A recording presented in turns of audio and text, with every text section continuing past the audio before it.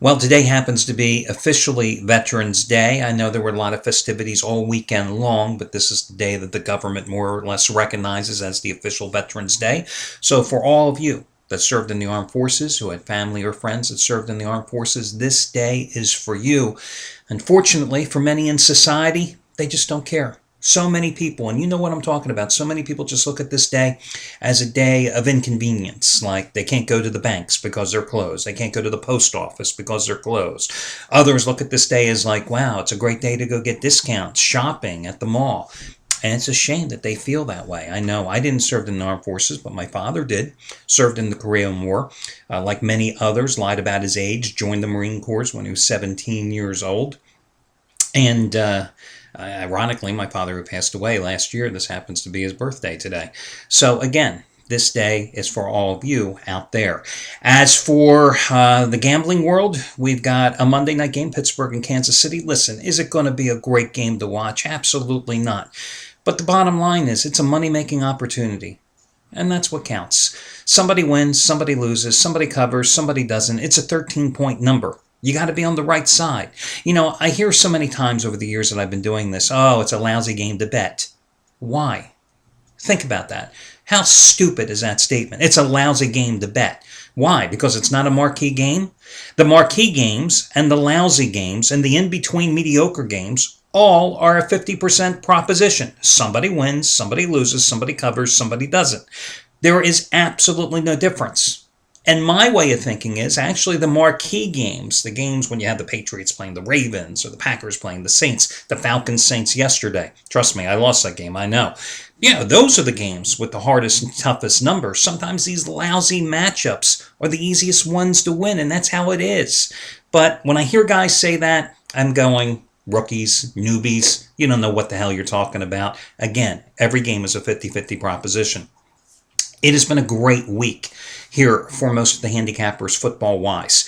And FYI, today's promotion is going to be the charity play of the week, and I'm going to get to that in just a moment. But first, I've got to tell you about some of the hot guys, and let me quickly tell you what they've got going tonight.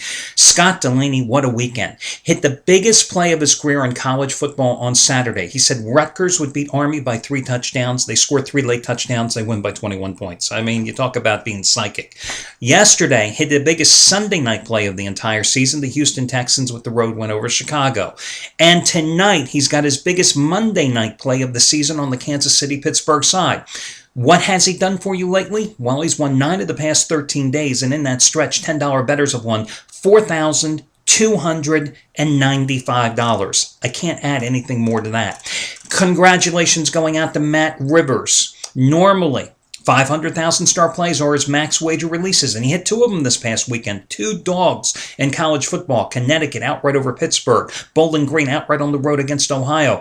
But yesterday, he had the first ever 750,000 star max wager release of his career. How easy was that winner on the Seattle Seahawks in a home romp over the woeful New York Jets? He has a 250,000 star play tonight on KC in Pittsburgh to cap the week. Craig Davis did it again yesterday. Another monster, and I just want to get the exact numbers here. Yesterday, second biggest release of the season, cashed in with the Tampa Bay Buccaneers, okay? Saturday, hit his biggest play of the year. 100-dime teaser winner, number 3 in a row, when he had Washington in the under with Utah. Tonight, he has 50-dime winner, number 23 of 38, and it's another 2-team teaser on Kansas City and Pittsburgh, the side in total. $10 bettors in the NFL, following Craig Davis's advice since last season, have won $4,185. And Shawn Michaels going for NFL winner number 23 out of 35 over the past 3 seasons tonight. And it happens to be his 50-dime winner number 4 in a row. The Steelers-Chiefs side had a 50-dime teaser winner. And FYI, that was teaser winner number 25 out of 35 yesterday for Shawn. He had that winner on Seattle and Baltimore, 2 home teams. You didn't even need to put them in a teaser. I mean, double-digit covers and blowout wins, okay? Had a 50-dime winner on Clemson against Maryland on Saturday. Had a 50-dime winner 2 Sundays ago with the Houston Texans over Buffalo. Tonight, 50-dime winner number 4 in a row, Steelers-Chiefs side selection. FYI, college and pro football combined, Shawn Michaels has made $10 bettors $7,825 the past 3 years combined. Now, one of the guys who has been equally sizzling here on the site has been Jeff Benton. Today, going for winning day number 11 out of 13. Now listen, Saturday hit his biggest college play of the season when he had 109 play on Minnesota, a 2.5-point road favorite that won 17-3 to Illinois. Yesterday, he actually lost the play. Okay, he lost the play yesterday, but he hasn't lost many. Remember last Monday night, hit the first ever 159 play of his career with New Orleans over Philadelphia. Today, going for winning day number 11 out of 13. 49 winner number 7 out of 9. He is on the total tonight for the Chiefs and Steelers. His last 49 winner was the Colts on Thursday night. $10 bettors have won $6,755 the past 44 days. A little over 6 weeks following Jeff's advice. He's 82-58. Monday night action, side and totals, going back to the 2007 season. Now, I tell you the good, I always tell you the bad. You know that. I believe in total transparency here. Chris Jordan yesterday came into yesterday as the number one winningest handicapper at this site in the NFL, winning customers over $16,000 dating back to 2007. And yesterday, after going 8-2 with his best bet so far this season, he had his first 2,000 star play of the year, and it was a big-time loser. The Giants got crushed by Cincinnati. And you know what? Coming out of that play, he still remains the number one winningest handicapper in the NFL at this site, going back to 2007, making $1 players $13,995. There you go. He had just reeled off 4 straight 500-star winners, including the Colts on Thursday night. He put that profit on yesterday's game. He lost. You know what, guys? That's what you got to do. When you're on a run, you got to take that profit. You got to put it down on a game when you believe that is the game. And that's what he did yesterday. There's no guarantees in gambling, but that's the way you make your bankroll explode. You got to take shots. You can't play conservatively all the time. If you're playing with profit, you build up a bankroll, you take your shots. And if you lose, you look for the next shot and you go back and you rebuild that bankroll again. That's what he did. And you know, a guy last week, give you an example, another guy here at the site, Trace Adams, 2 Sundays ago, not this Sunday, but last Sunday, had the first ever 3,000 star play of his career, right? A triple your wager play. And it was a loser, okay? So he lost, because he also bought the half point in that contest, he lost 3,600 units in that play. But here's the thing that you have to realize. Since losing that play, he's got a net profit of 4,700 units, okay? And even including that play, he's won 9 out of 12 days, 2,850 units of net profit in that stretch. That's the thing, guys. Nobody wins in this business every day. Anybody that tells you they do, they're an absolute liar. They probably have a New York accent. They probably run an 800 phone room, okay? You know what I mean? Boiler room operations. Nobody wins every day. You got to find somebody, and you got to look for handicappers that can make you a profit over the long haul. They're going to have big plays that they win, big plays that they lose. But again, if you made the commitment, you can make money over the long haul, and that's truly the key. Listen, I've got a free play coming up here in just a moment, but let me get you the Charity Play of the Week promotion. This is something I started last March, where once a week I try to find a handicapper that has a big play and give it to you for free, with this caveat. If the play wins tomorrow, right here under the video report, I will put a link and talk about a particular family, a group, an organization that needs some type of financial assistance, and I will ask you to go ahead and make a donation of any amount. I don't care. It can be $5. It can be $50. You don't even have to reveal who you are. I don't know who you are. That's up to you to reveal yourself. You can do it anonymously. If the play wins, I ask you to make the contribution. If the donation, I should say. If the play loses, nothing happens, okay? Last week, I was the Charity Play of the Week. It was an NBA game. Spurs and the Thunder. Spurs, Tony Parker hits a bomb, final second of play, and it walks away with a push. Otherwise, these charity plays have been very, very successful.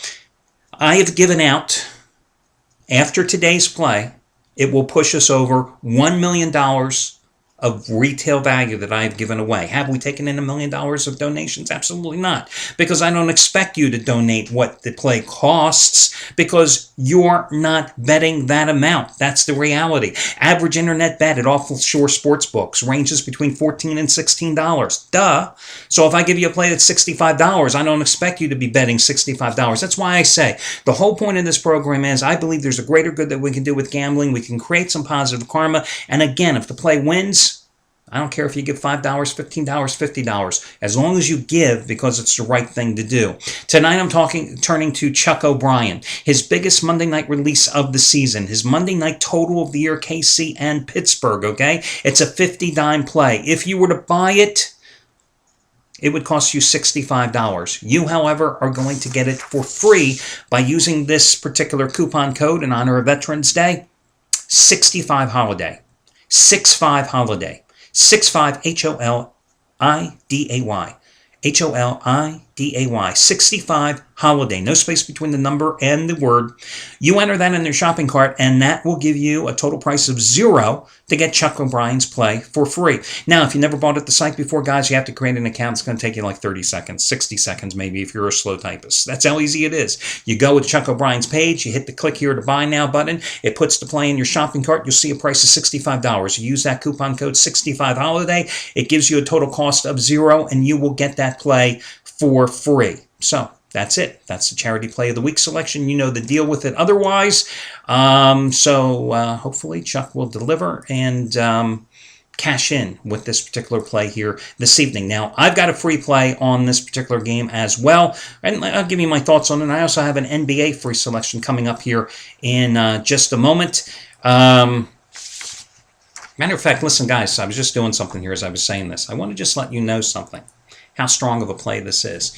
I told you Jeff Benton, his numbers and how hot he is. Jeff Benton and Chuck O'Brien have the same total in this game. So when you get Chuck O'Brien's total for free tonight, you know what Jeff Benton's top play is as well. You might think I'm crazy for doing this, but I want to show you that it's a very strong play. Two guys both on it, very big, and yeah, it costs us money, but I don't really care. I'm doing it for you, and that's how I run the company. I can do whatever the hell I want. Okay, let's talk first about the NBA game tonight that I like. I'm going to go with the Miami Heat to rebound, literally, figuratively, at Houston tonight. Listen, the Heat started this road trip they're currently on with a win at Atlanta on Friday night, and they won that game even though D-Wade was out. But yesterday, they got hammered by the Memphis Grizzlies. And you may recall, when Memphis was playing Houston back on Thursday night, I told you that was a game to be careful of. The line was around 7 or 8. Grizzlies did win it by 8 because I thought that perhaps they would get caught looking ahead to the visit from the defending champions. Well, I'll tell you what, they hammered the Heat yesterday, especially on the boards. Zach Randolph and Marc Gasol both had big games there. The Heat coming off a 104-86 loss at Memphis yesterday. They shot a season low 38% in that game. Memphis hit 14 of 24 threes in that contest, over 50%, which shows you the Heat's perimeter defense was just non-existent. Miami also looked like a tired, sluggish team. They hit only 61.1% from the free throw line. Basically, everything that could have went wrong for the Miami Heat yesterday did. How often is that going to happen? Seriously. Really. Dwayne Wade returned from missing the Friday game against Atlanta with a cold and shot 3 for 15 from the field. How often is that going to happen? This is a guy who has averaged 29 points a game in 8 previous games against the Rockets. I say Miami rebounds here tonight. Okay, the Rockets have James Harden, the Rockets have Jeremy Lin, and the Rockets don't have a hell of a lot else. That's the bottom line. This is a team that lost at home to Portland, lost at home to Denver, lost at home on the road to Memphis. I mean, you beat the Pistons a couple of times. It really doesn't show me a hell of a lot. So I like Miami here with their increased depth. The rebound, even though they're playing for the second game in 2 days. I mean, this is the early part of the season, guys. It's not like they're exhausted, okay? So I'm going to go with the Miami Heat in this one as they right their ship. Now, in terms of the Pittsburgh-Kansas City contest tonight, I mean, if you look at the side, you can go, the Steelers are certainly playing good ball here. They had to rally from 10 points down with 2 fourth-quarter touchdowns, to win against the Giants last Sunday. But then you have to go, my God, the Giants are really playing lousy ball here of late. So does that de-emphasize the quality of the win, perhaps? You've got a Steelers team that's coming in here in a sandwich situation, coming off the Giants, Baltimore Ravens next. Is this a flat spot for them here this evening? You've got a Kansas City team that sucks. But how many times, to use to paraphrase what you've heard in Westerns, it's not the guy that shoots you from the front, it's the guy that shoots you in the back that kills the gunslinger. I mean, that's the problem. So I don't like the side in the contest at all. I think you can make a case for the under in the game. I mean, the Steelers are 3-0 under at home this season. They played 3 straight games under the total, and the defense has given up just 49 points in that stretch. This is a Kansas City team that has only scored 45 points in their last 4 games. So this could very well be, a 20-13 final, staying well under the posted price of 40. It could very well be, a 17-10 game. Now, note those scores. That means Kansas City would probably get the cover. On the other hand, it could also be a 24-3 win. Okay? It could be one of those games just like we had a couple of Mondays ago when San Francisco dominated Arizona and the game stayed low. Remember, the underdog had reeled off 5 consecutive wins on Monday night versus the odds makers until the past 2 weeks when the 49ers and the Saints both got the job done covering the spread. Which way you go? I hate the game. That's why I went with college basketball as my best bet tonight. I like the under a little. You know how to get the charity play of the week. I like the Heat a lot more than the under in this game. You've got it all. Good luck. Enjoy the day, and talk to you again on Tuesday.